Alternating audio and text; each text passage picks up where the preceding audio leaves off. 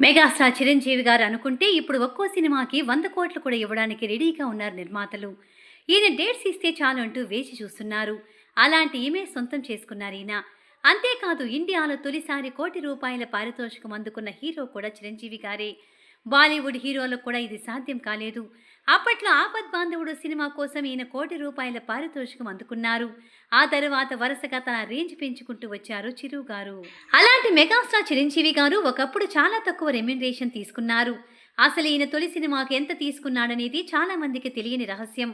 తొలి రోజుల్లో డబ్బుల కంటే కూడా ఓ అవకాశం వస్తే చాలని చూసేవాళ్ళు చిరంజీవి బ్యాచ్. అప్పట్లో చాలా మంది అవకాశాల కోసం చూసేవాళ్లే కానీ పారితోషికం కాదు. ఎంత ఇచ్చినా కూడా తీసుకోవడం అప్పటి నటులకు అలవాటు. అలాగే చిరంజీవి గారు కూడా తను కెమెరా ముందుకు తొలిసారి వచ్చిన సినిమా పునాది రాళ్ళు. అయితే ప్రాణం ఖరీదు ముందు విడుదలయ్యింది. ఈ 2 సినిమాలకు కూడా చిరంజీవి గారికి ఎలాంటి పారితోషికం ఇవ్వలేదు.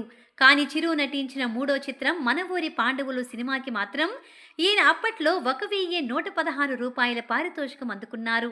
కృష్ణంరాజు గారు ఈ సినిమాలో హీరో. 5గురు స్నేహితుల బ్యాచ్లో చిరంజీవి గారు కూడా ఉంటారు. ఆ సినిమాకు 1,116 అందుకోగానే చిరంజీవి గారికి ఆనందానికి అవధులు లేవట. తన తొలి సంపాదనను అమ్మా నాన్న చేతుల్లో పెట్టి వాళ్ళ ఆశీస్సులు అందుకున్నారట మెగాస్టార్. ఇక ఆ తరువాత ఆయన వెనక్కి తిరిగి చూసుకోలేదు. 1983లో విడుదలైన ఖైదీ సినిమాతో తెలుగు సినిమాకి ఓ కొత్త శకం చూపించారు చిరంజీవి గారు. అప్పటి నుంచి ఇప్పటి వరకు చిరు అప్రహిత జైత్రయాత్ర కొనసాగుతూనే ఉంది. ఎన్నో భారీ విజయాలు ఖాతాలో వేసుకున్న చిరంజీవి గారు నేటి తరం హీరోలకు కూడా గట్టి పోటీ ఇస్తున్నారు. ఇప్పటికీ టాలీవుడ్లో చిరు హవా అలాగే ఉంది. చిరంజీవి గారి సినిమా వస్తుందంటే ఏకంగా 3 తరాలు ఎగిరి గంతేస్తున్నాయి. ఇది మెగాస్టార్ రేంజ్ అంటే. మెగాస్టార్ చిరంజీవి గారు హీరోగా క్రేజీ డైరెక్టర్ అనిల్ రావిపూడి దర్శకత్వంలో తెరకెక్కిన కొత్త సినిమా మనశంకర వరప్రసాద్ గారు, నయనతార హీరోయిన్.